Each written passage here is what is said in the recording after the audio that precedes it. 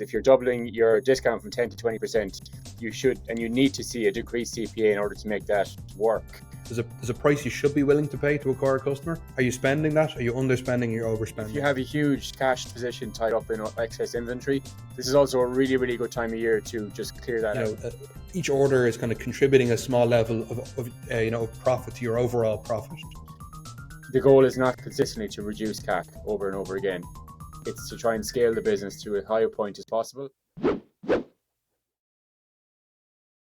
Hey folks, Carl here. Welcome back to the Store Hero podcast. And this week, myself and Thomas, co-founder of Store Hero, dig into some Black Friday real-time tactics and maybe adjustments that people can make. We're in the middle of this crazy period of the year. Some people are ahead of target. Some people are behind target. We go through some kind of tactical recommendations as to what to do if it's working and to double down, or maybe what to do to adjust if it's not. Whether it's volume, efficiency, plenty of reasons as to why that might be happening. We also, again, building on the back of a really good webinar we did in the last couple of weeks with some really solid industry players. So have a listen. And we're back a couple of days out from Black Friday, biggest time period of the year. Before we kind of dive in today, we're going to go through some really good and really bad scenarios and how to understand which bracket you're falling into. But I suppose before we even dive into that, it'd be nice to put our tinfoil hats on and make some predictions around Black Friday 2024. And I think maybe the best place to start is by looking at, what happened for Black Friday 2023 last year. Just looking at the Shopify data here, $9.3 billion in sales over Black Friday Cyber Monday weekend, 24% increase on the year before. Huge increase there. Peak sales volume of $4.2 million a minute, which is absolutely insane. 61 million consumers globally purchased from Shopify stores, which is hard to believe. Such a massive number. No surprises there with the hottest kind of product categories. Interesting one, which we'll get a prediction on in a minute, is the average order value. Probably no major surprises there in top countries or cities. Cross-border, obviously 15% of sales, and a couple of really other interesting insights there. 55,000 merchants last year had their highest selling day ever on Shopify. So such a huge number there, and I've no doubt that that's going to continue to increase this year. Carl, if you were to make your prediction, no pressure, for Black Friday 2024, we're going to go for revenue increase or decrease, and your average order value or average cart size increase or decrease. Sure. So I suppose what I would first look to is what have we seen throughout this year, and how has the environment changed year on year. So again, we're going to be fake economists here for a second. I think looking at even Shopify's earnings for last quarter that they released in the last 2 weeks outperformed even their own expectations, and I would expect that to continue. Looking year on year, inflation has started to temper. We were kind of cautiously optimistic last year. I think there's probably a justification as to why that will be the same. There's obviously dynamics that are different this year versus last Black Friday. It's happening a week later, so some of those kind of November sales may technically be attributed to December. And I think, to be honest, what we've seen across hundreds of brands over the last couple of weeks having conversations is, while that kind of Black Friday has turned into Black Month, has turned into Black 6 weeks, whatever the case may be, people are actually, on our aggregate, we're seeing ahead of target. They're kind of seeing things pace pretty well, despite the fact that Black Friday is going to be later, and they expect to hopefully see as much of a spike. So, a long-winded way of saying yes, I would say an increase. If 24% last year, I would probably say, I'm going to, probably not the craziest prediction, I'm going to say 24% increase again. What do you think? Yeah, I was looking at the earnings report there before we jumped on. So 26% increase for Q3 year over year. Those numbers can also be a little bit misleading sometimes when Shopify put them out, and just to kind of maybe make people feel a little bit better sometimes, I suppose, like that's Shopify's overall GMV. It doesn't mean every individual store is up 26% year over year.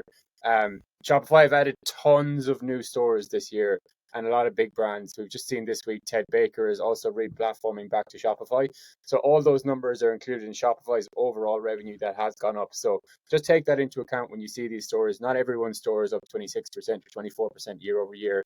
But yeah, I mean, looking at last year's 24% increase in the year before, 26% increase in GMV in Q3 year over year, I'd be probably putting it a little bit more optimistic. I'd probably go 28% increase from the 9.3 billion sales in this year. Definitely, and to be fair to that point as well, like there's obviously been a massive enterprise push over the last 12 months. So, like Definitely. logically, if that's worked to whatever, if they've gotten any return on investment on the time and effort and people that put towards that opportunity, we should see that increase as well. No, that definitely makes a lot of sense. Average order value up or down? I think probably up for a couple of different reasons. I think it's pretty safe on the basis that inflation would typically lead that kind of cart value to move up. I think everyone's basket has typical AOV on a store by store basis has kind of inched upwards. I would say on aggregate, based on the conversations I've had, it's up about 8%. Naturally, a skewed sample size. We don't yet, unfortunately, have enough of a sample size to represent Shopify's whole customer base, but maybe one day, maybe next year we'll be a bit closer. But yeah, I would say maybe about 8% up. I'm actually going to take the other side of that and say I'm going to predict a 5% decrease this year. Definitely huge inflation this year. I think consumers are definitely hurting as well across the board. Don't have much to base that off. Obviously, we've seen plenty of stores. It is up and it is down across the board. But yeah, I don't know. I see steeper discounting happening with a lot of brands this year as well. So that could potentially bring down the average cart size as well. But Sure. that obviously that hedge of inflation could push that the opposite way as well. So it'll be interesting to see where we will come out at the end of that next week. 100%. Yeah, some will be right, some will be wrong, and we'll have it answered. I think one thing that I suppose leads us into the topic of the day is really, you know, one thing that's probably beneficial for everyone listening is whatever those kind of macro trends look like, the bigger decision point in the performance of your store is you. Now that might sound scary, but it's actually such an opportunity. You're in the driver's seat. You can control based on the decisions that you make, the performance that you will drive. Not completely, of course, and there's certainly external factors. Don't get me wrong, but you do have a really important part to play in that. So, as part of the podcast today, one thing we really wanted to go into is give people a little bit of a kind of mid-month, kind of slightly more than mid-month, kind of performance update. Depending on where you are, some people are going to be ahead of target, ahead of last year. Some people are going to be behind. They're going to be for some common reasons. Fundamentally, they might show themselves in different ways for different brands and different industries. But we can dive into maybe some of the reasons why you might be maybe trailing last year, and maybe some reason you might be outperforming. And in both cases, what you want to do about it. So first and foremost, we'll dive into why you may be behind. Typically, we would see this as kind of two areas. You may have an efficiency problem or a volume problem. Efficiency, again, that might be really driven by that, discounting, and we can touch on that now in a second. You're seeing a smaller kind of profit per order, and it's meaning that maybe your ad cost hasn't fallen enough to match the discounting you're doing. And equally, it might be a volume problem. Maybe it's a case that your core setup is working, but you're not driving the volume of orders that you want. So just to kind of double click on that. So let's take the efficiency problem. This is naturally a time for discounting, and the kind of practical implication of any discount that happens on your store is you're going to see a smaller gross profit per order. Now, the hope is that you're actually driving a higher volume of orders to make up for that. But discounting is a kind of a tough balance to find because, again, you need to balance kind of both sides of the seesaw. And ideally, you're not seeing only one of them skewed, kind of thrown off the business. Thomas, so far, I suppose, month to date, talking to, I suppose, brands in about 15 countries now, what have you seen on the discounting side? Maybe I'm sure there's some horror stories in there. Yeah, I mean, even just to touch on that before we go into that, there is, steeper discounting is fine as long as you see the other side of the coin where your marketing efficiency is accounted for that discount, and there's a seesaw effect there. If you're going from a 10% to 20% discount, you can't expect, or you shouldn't expect, or forecast the exact same CPA, because if you're doubling your discount from 10 to 20%, you should and you need to see a decreased CPA in order to make that work and be efficient for the brand, depending on what your strategy is. So just maybe touching that piece first. Yeah, I mean, definitely over the years, I've seen some horror stories, particularly with discounting. I remember at Shopify a couple of years ago, I had a merchant clock in. It was probably 6 or 7 p.m. on Black Friday, and had a massive day of sales. But there was a huge problem. Basically, one of the managers of the store had reduced. Say each product was $100. They had reduced it to $80. So the compare at price was 100 versus 80. And then another manager came in on the morning of Black Friday and saw that no discount codes had been set up, and they had already agreed a 20% discount. So he then applied the 20% discount and sent out all the newsletters with the 20% discount code attached. All of a sudden, the reason they had a huge day of sales is because the 20% discount that they were supposed to be on ended up turning out to be a 40% discount. And unfortunately, I'm not sure if they had the margin to, swallow that. Definitely not to maybe the degree that they wanted. So just be very, very careful when you are setting up your discount codes. It's make sure communication is very, very clear on who and how and when that's being done, because I have heard of other stories. It was just the only one I'd been directly in contact with before. Obviously, we were able to fix it at Shopify. It's only, the platform was set up in order the way the platform was set up correctly. There was no technical issues, just more so, unfortunately, a lack of communication internally at the organization that led to this really, really, really good Black Friday offer, which unfortunately probably, eroded a lot of the margin. Definitely. And there's so many variables happening in any e-commerce store. Certainly, fingers crossed that's not happening for most, if anyone, this year. But it is easily done, I suppose. So just to put a bow on that, for anyone who's maybe not as clear on this broader point, to take a practical example, let's say your average order value is $100, and you generate $50 of gross profit for every new customer order. So let's say, with that in mind, if you want to be break even, you technically could spend as much as $50 to acquire that customer on ads. Now, if you discount, and let's say you give $10 off, then you only have $40 of profit per order, and therefore you need your ad cost to fall from 50 to 40. So you have a smaller, I suppose, amount left in the pie chart in order to use to kind of cover your ad spend. So ideally what would happen is, as you do more discounting, you have a stronger proposition for those new customers. And with that in mind, your ad costs become cheaper. But you need to be very careful that if you're eating into your margin and your ad costs don't actually fall in line with that, you're not going to see the same profit on a per order basis. So therefore you need to, again, do that kind of volume. So I suppose, just to kind of move on to that second point, then one of the next reason why you might not be seeing performance where it needs to be this year may be volume. You may actually be at the right side of that coin.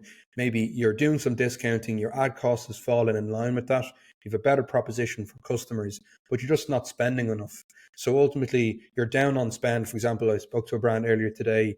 They were down about 30% on sales year on year, but their profit per order was actually exactly the same. They've just spent 30% less on ads. So thinking about it, you have, each order is kind of contributing a small level of profit to your overall profit. You have less orders, kind of spitting out that $5 here, $5 there, and all of a sudden the kind of profit overall as a business just isn't where it needs to be. Now, that's an easier problem to solve oftentimes if you have the efficiency on your ads. You need to just make sure you're putting it towards the campaigns and kind of ads that are ultimately driving a good return. Any thoughts I'm on not that, sure Thomas? who not sure who that brand is. Why are they spending 30% less if their In that profit per particular order is case, the same? In that particular case, I think it was actually a lack of awareness that was happening. They were looking at their channels on an individual basis, whereas if we actually looked at it on a cumulative basis, maybe it may have been for good reason. They're like looking to maybe optimize the efficiency of their ads, and they're saying, okay, well, my ROAS is actually a little bit higher there. We don't actually, as we kind of said before on the podcast, oftentimes we're better off driving a higher volume of sales with a lower return on ad spend, because think about it, we're driving a higher volume of orders with a slightly lower profit per order. So again, it was good with good intentions potentially in that case. They were just looking to optimize, the per order profit, but missing out on the bigger picture that we're not actually driving enough profit overall. Interesting. Yeah, no, I was actually looking at another brand I was working with there. Just did a bit of a call with them before this podcast, and it very interesting. Like their first order profitability this time last year was €100, and they made some pretty substantial changes to their pricing structure in January of last year. And they're actually acquiring customers. It's gone from like €76, I think, to €80. So they have some bit of decrease in efficiency, but they've added from 1,900 customers this time last year to 2,900 customers this year. But the clanger is, yes, they're paying €4 extra to acquire a customer, but the gross profit on first purchase has actually gone from €100 per purchase up to €121 per purchase. So, yes, it's a small decrease in the efficiency of the marketing side of things, but they've more than made up from that, from the structural changes they made from a gross margin perspective that have massively outweighed the minor decrease that we've seen in efficiency. So, there is other ways to skin the cat. There's different ways to look at your marketing efficiency. It doesn't need to be all controlled directly by Meta or Google. There is other avenues.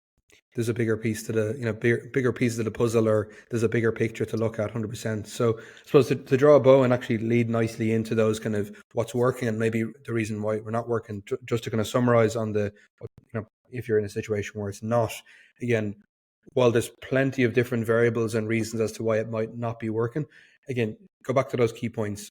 Is it a volume problem or an efficiency problem? Are we just not driving the requisite or required level of orders, or is our marketing spend not actually working hard enough for us? So again, let's flip that on its head. And as you said, there's definitely an opportunity there.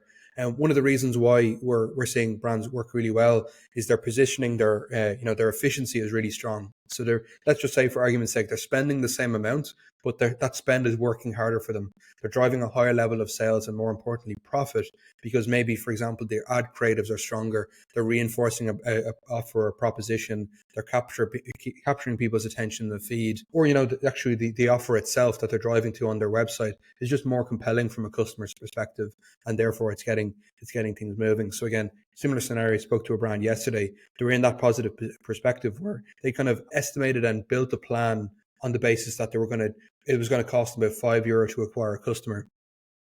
They were actually getting customers for €4. And with that in mind, they were actually already hitting their goal. So that's kind of twofold. Number one, that's great. Of course, we're not spending as much to acquire those customers, but equally as much as we might want to pull back spend when our CPA is higher, I often think it's a missed opportunity. You maybe want to kind of increase your CPA, and that doesn't mean spend more for the same number of customers, but that actually might mean be willing to spend a bit more, and in return, open up. If you're kind of indicating to Google or Meta, I actually am willing to spend a bit more, Google and Meta will be able to find potentially more people within that category. How have you seen that yourself? Yeah, 100%. Plenty of the same. Yeah, again, I think the goal always for brands is to decrease CAC consistently as much as everybody wants to. The goal is really to be able to scale the business at as high of a CAC as possible. That probably sounds paradoxical or a bit weird, but again, just to echo the exact same point, if you can afford to spend 30, 40, 50, 60% more than you currently are to acquiring new customers, and the most important piece there, you are still profitable, you are just able to grow your volume of new customers exponentially because of the fact that you're just giving more money to the Meta and Google machine. They will be able to find you infinitely more new customers. Obviously there'll be a point of diminishing marginal returns where you will become unprofitable, but just to your point again, the goal is not consistently to reduce CAC over and over again. It's to try and scale the business to as high a point as possible, and if that means increasing CAC to a point where you're still profitable, that's probably the name of the game. Definitely. I think very much in line with this, it's a specific industry and kind of product category that doesn't apply to everyone. But I think it illustrates this point well, which is subscription businesses. I spoke to a subscription business last week based in the US. They were actually acquiring customers profitably. So typically with a subscription business, it's going to be competitive. You're going to have to overspend, in quotes, spend more than maybe the profit on that first order, because ultimately you're expecting, and ultimately there's a subscription, a certain lock-in there where there's going to be a renewal payment next month or the month after and the month after, and you've got to recoup that marketing cost over time. Is that a new business? Is that a new business or an old business or established business?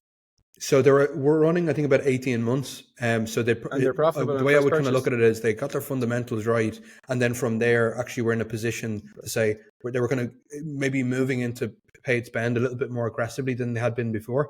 They were previously kind of exhausted the likes of organic, social, or not exhausted completely, but certainly we're seeing a bit of diminishing returns. They weren't going to see the same percentage growth, just sticking with the previous plan. So the conversation was actually very much along those lines, I should say. We're saying, okay, we're more than profitable on that first time customer order. So we might, for example, say, okay, we're generating $20 of gross profit on a new customer order. We're spending $10 to acquire them. But that customer isn't actually worth $20 to us, because they might, on that, if they never come back there, but we know these customers are coming back consistently. And on 1 month later, they're worth $40 to us. After 2 months, they're worth $60 to us.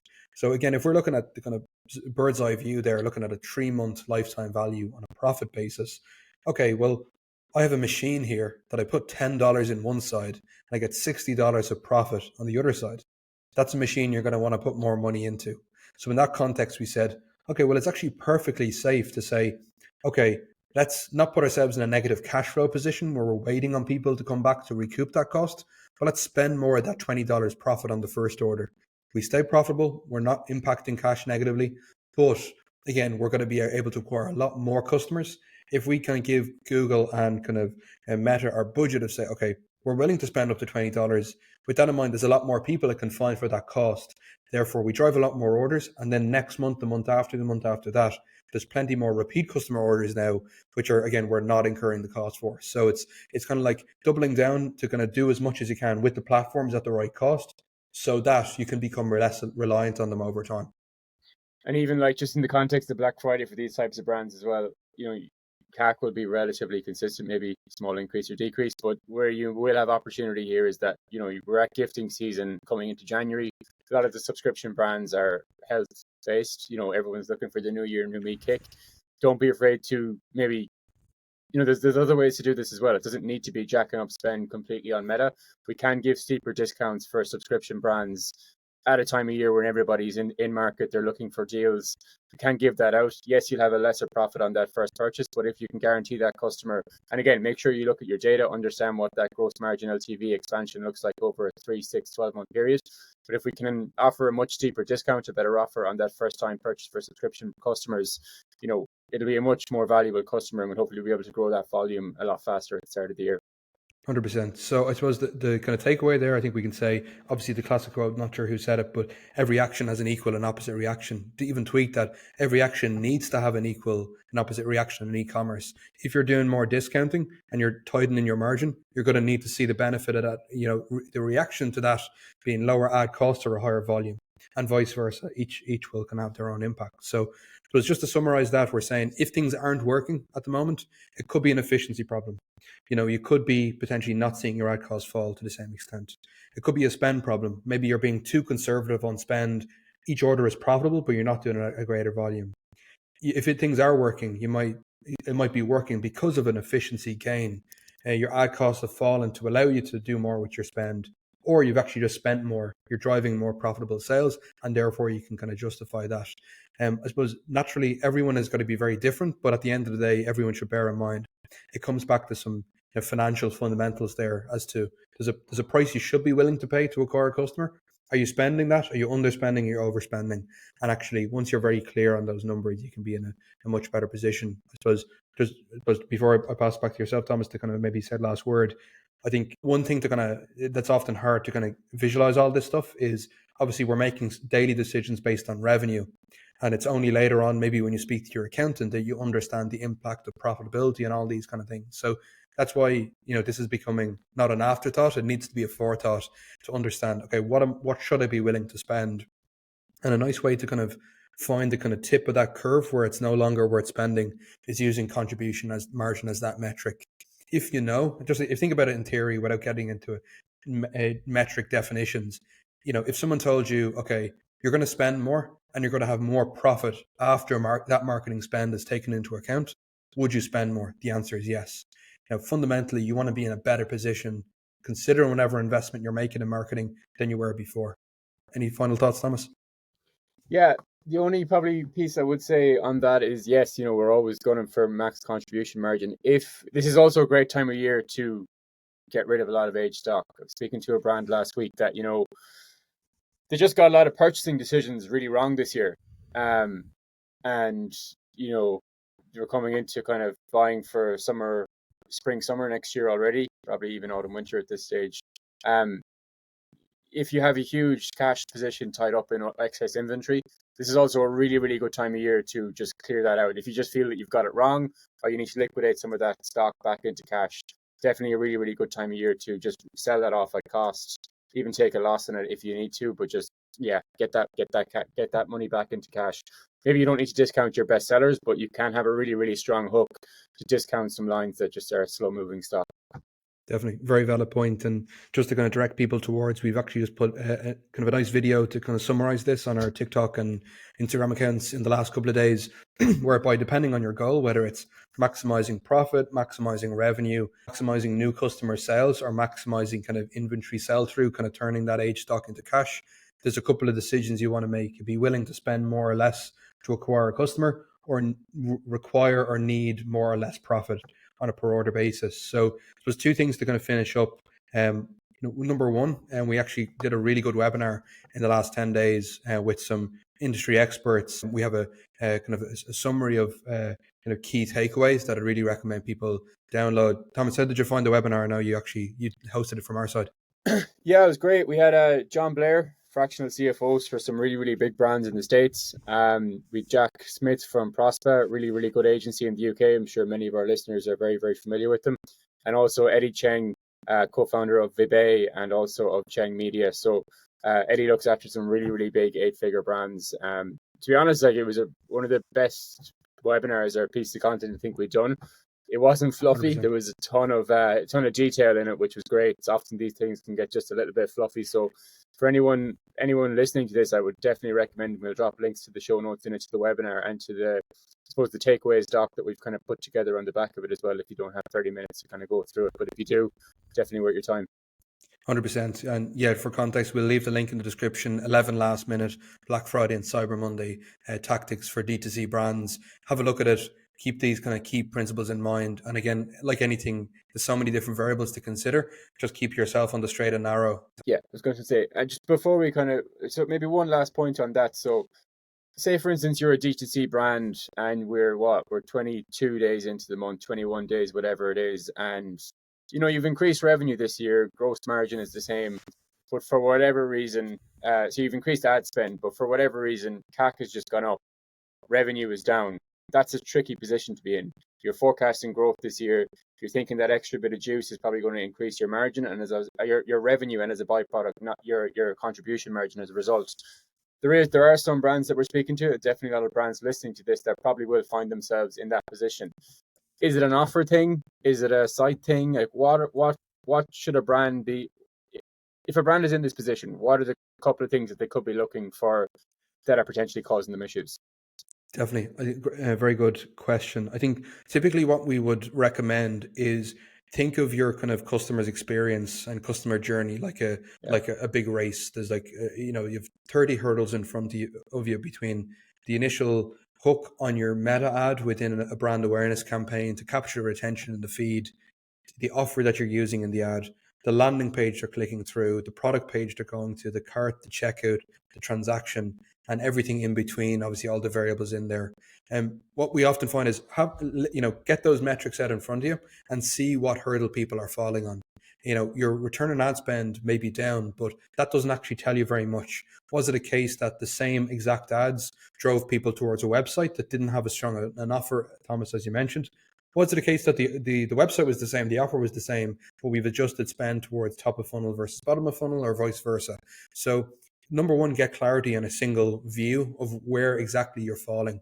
And from there as well, I suppose, have a think about, what's your best path to profitability?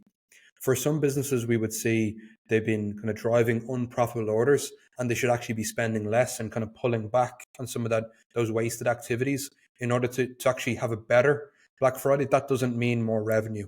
I suppose that's a key point. Others actually may see a benefit of doubling down in key areas because they know they're profitable. But again, it's I suppose getting clear on your unit economics and then all the variables, all those hurdles is probably the first step. Because it's so different, you need to have that clarity before you kind of start to make decisions, I would say. Yeah, I was even speaking with a brand during the weekend. Similar levels of traffic, like 10% increase year over year in spend, 10% increase in traffic, but CAC was up like 40%. What's going on? Conversion rates have plummeted. But I ran a very, very quick site speed test and it was like 45% on GT metrics. And that's obviously a massive problem. So just to echo that point, I think it's just make sure you're nailing the basics. If you're not seeing the results that you should be seeing, you're spending more, revenue's down, CAC has just gone up for a reason that you can't really figure out. Just echo that point, customer journey, nail a site speed test, just go through a conversion rate piece yourself. Ensure, is there blockages happening? Is there reasons? Is it an add to cart issue? Is it a checkout problem? Is it where are the issues? Try and nail where it's happening and just try and work backwards in that. Definitely. Just to speak to kind of another brand that I spoke to who had a similar issue, ultimately they saw those increased CACs, and obviously, you're not in complete control of that. It's a marketplace, it's an auction system at the end of the day, however good your creatives are, and that's obviously a massive variable, don't get me wrong. But oftentimes the right question to ask may not be how do I decrease my CAC, but it may be how do I justify that higher CAC? How can I make that work for me? So for example, if your customer acquisition cost is 50 euro, let's say, that doesn't tell us actually is that good or bad. Obviously, we need to know what we're getting in return for that $50 if or 50 euro in that context. If it's a case where we can drive people towards a bundle offer that's really generous but actually has a higher gross profit on that order, we're making that higher cost work for us. So again, it does not only one variable. Your return on ad spend isn't just driven by the performance, up or down of your budget or a particular creative, and equally your customer acquisition cost isn't just driven by those external dynamics. See how you can kind of flip that around. There's plenty of kind of levers you have at your disposal. It's not all, it's not the one that people often see. Too many levers. Too many levers, yeah. Before we finish up, I think it's probably a good time to kind of talk about this as you're kind of flying the nest pretty soon. You have a couple of interesting weeks ahead of you. Where will you be going? Yeah, really interesting couple of weeks ahead of me. I am leaving the country, Ireland, on the 2nd of December to head down to sunny Australia. So swapping winter for the middle of summer. So yeah, heading down to Melbourne for 5 or 6 weeks, and we'll be also in Sydney from the week of, I think it's the 9th of December to the 13th. So anyone listening or anyone who has connections in Australia, keen to meet as many brands, agencies, anyone really working in the space, SaaS obviously as well, that are based in either Sydney or Melbourne in the next couple of weeks will be amazing. And from there, I'm heading over to, I suppose it's a big move for the company as well. I'm moving over to New York from the first week of January, which will be really, really exciting to really try and kick things off and just try and bring StoryHerd to the next level in the States. Already kind of capitalize, I suppose, on the existing customer base that we have over there. But yeah, really, really exciting year ahead of us, particularly in America as well. We're running tons of events across not just New York, but California, Texas, and a few more states like that as well. So yeah, all change here, but yeah, definitely moderately scary, but much more exciting than scary. 100%. And I suppose, while it, naturally, I'm sure we can speak for both of us, this problem is so much bigger than what we initially thought. And it's such a universal problem that, for all the reasons why, the same fundamental challenges exist in the US, for example, but also the opportunity for us to actually help people and solve it also exists at a greater level as well. So I'm sure everyone won't be too surprised that you're the good Samaritan that is Thomas suggested or kindly suggested I'll go to Australia for their summer instead of cold Ireland. I think there's the weather warning for tomorrow that it's going to snow, so I'm sure I'm sure you'll do it for the good of the team. Exactly. Cool. Any final thoughts? Anything worth saying before we finish up? Genuinely, no. Just a massive best of luck to anybody listening. Huge time of the year for everyone. The condensed buying window puts a huge amount of pressure on this time of year for people. It's a huge amount of pressure, and we see that as well with all the merchants that we've been speaking to in the last couple of weeks. A lot of the year from July to now is focused on 4 days that are about to happen next week. So genuinely, just from ourselves, I suppose, just a massive best of luck, and I really hope it goes well for anyone listening to this, because everyone puts in the hard work and they deserve the rewards at the end of the day. Definitely. We'll sleep in December, sleep in January, one or the other, depending on how it goes, depending on your business. Like that. Thanks a lot, folks.